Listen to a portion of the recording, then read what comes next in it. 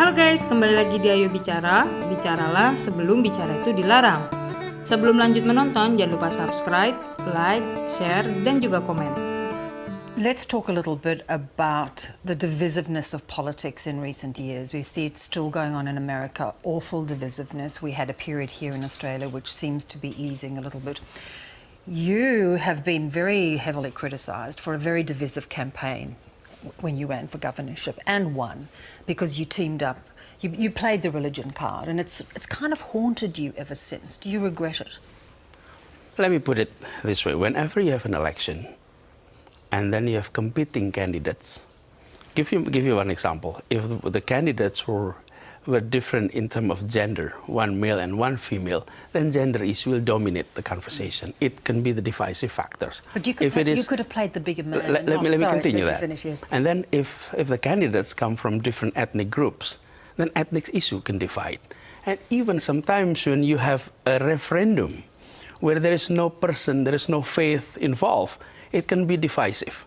Look at the Brexit, for example. It was divisive there. There is no person, there is no religion, there is no faith in there. So that is the same thing. When there is a Muslim candidate and a Christian candidate, then religious issue come into equations. So what happened? How you play that card can be a very, very subtle, very, Right. not ugly, not nasty. During election, every side always label the other side in every elections. That was in 2017. I have completed my term now, 5 years. Assalamualaikum warahmatullahi wabarakatuh dan salam sejahtera bagi kita semua. Oke guys, itu tadi pernyataan Anies Baswedan saat diwawancarai oleh jurnalis ABC mengenai politik identitas.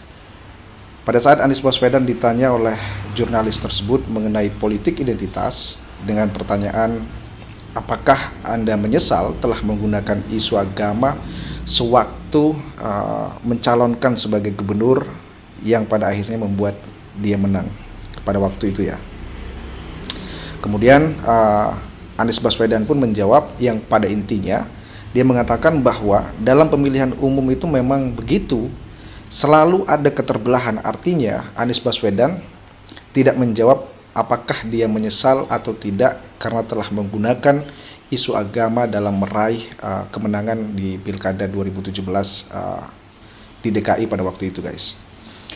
Dan saya pikir ini adalah bentuk penegasan Anies Baswedan bahwa memang dia akan menggunakan politik identitas dalam meraih kemenangan di Pilpres 2024 mendatang.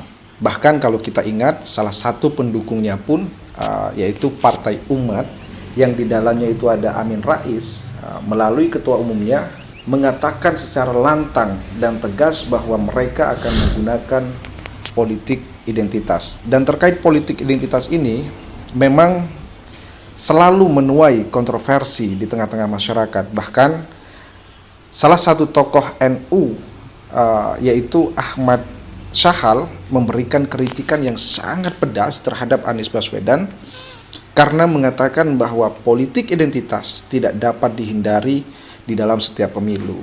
Nah, untuk lebih jelasnya bagaimana tokoh NU Ahmad Syahal tersebut mengkritik Anies Baswedan, saya langsung bacakan saja beritanya. Dan ini saya baca dari media tv1news.com dengan judul Anies Baswedan sebut politik identitas tak bisa dihindarkan. Tokoh NU Ahmad Syahal dia perobek tenun kebangsaan. Bakal calon presiden Anies Baswedan mengatakan politik identitas tak bisa dihindarkan dalam setiap kontestasi pemilihan umum. Dalam sebuah kontestasi politik, setiap calon yang bersaing selalu punya identitas yang melekat pada dirinya. Politik identitas itu adalah sesuatu yang tak terhindarkan. Misalnya, calon yang bersaing adalah laki-laki dan perempuan, maka di situ ada identitas gender. Papar Anies di Hotel Sangri LA Surabaya Jumat 17 Maret 2023 malam. Anies memberi contoh tentang apa yang terjadi pada Pilkada DKI 2017. Kala itu yang bersaing adalah paslon dengan latar belakang beda agama. Anies berpasangan dengan Sandiaga Uno melawan Basuki Cahayapurnama atau Ahok yang berpasangan dengan Jarod Saiful Hidayat. Yang terjadi pada 2017, calon yang bersaing agamanya berbeda, maka identitasnya yang terlihat adalah agama. Itu akan terus terjadi selama calonnya punya identitas berbeda, baik itu gender, suku, maupun agama, lanjut Anies. Pengurus cabang istimewa NU Amerika Serikat, Ahmad Sahal, menanggapi pernyataan Anies soal politik identitas. Menurutnya, Anies tak segan memainkan politik ayat dan mayat. Ia pakai politisasi agama untuk bisa memenangkan Pilpres, meski akibatnya NKRI terbelah pecah, dia nggak peduli. Anies mencitrakan diri sebagai toleran pluralis, padahal sejatinya dia perobek tenun kebangsaan, kata Sahal di akun Twitternya Sabtu 18 Maret 2023. Anies pun mengajak seluruh simpatisan di Jawa Timur, khususnya kota Surabaya, terus mengawal kelancaran jalannya setiap agenda persiapan hingga pelaksanaan pemilu 2024. Semua menyongsong pemilu dengan luar biasa dan dengan penuh harapan, kata Anies. Menurut dia, agenda tahun politik tidak sepatutnya dibalut dengan nuansa kegaduhan, sebab antusiasme masyarakat harus diimbangi dengan nuansa guyup, terutama dari elemen koalisi kebangsaan.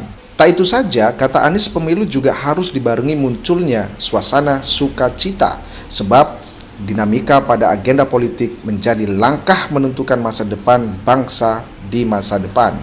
Jadi guys, yang saya pahami di sini adalah meskipun masalah politik identitas itu banyak menimbulkan pro dan kontra di tengah-tengah masyarakat, dan bahkan ada yang menganggap bahwa politik identitas itu akan menciptakan sebuah perpecahan, sebuah keterbelahan di tengah-tengah masyarakat, tapi Anies tetap akan menggunakan politik identitas itu di dalam pemilu 2024 mendatang. Dan bahkan seperti yang sudah disampaikan oleh Ahmad Sahal tadi, bahwa seakan Anies tidak peduli lagi bahwa kemudian politik identitas itu nanti akan membawa dampak terpecah belahnya NKRI ini. Yang terpenting bagi dia adalah menjadi orang nomor satu di republik ini. Ya memang guys, kalau kita berbicara tentang politik identitas itu tidak pernah ada habisnya ya. Selalu menuai pro dan kontra, selalu menuai kontroversi di tengah-tengah masyarakat. Ada yang pro terhadap politik identitas, ada juga yang tidak. Dan bagi mereka yang kontra atau yang tidak setuju dengan adanya politik identitas itu digunakan, itu dikarenakan mereka menganggap bahwa politik identitas itu sangat mampu menciptakan keterbelahan yang luar biasa. Dan itu terbukti di Pilkada DKI Jakarta 2017 yang lalu.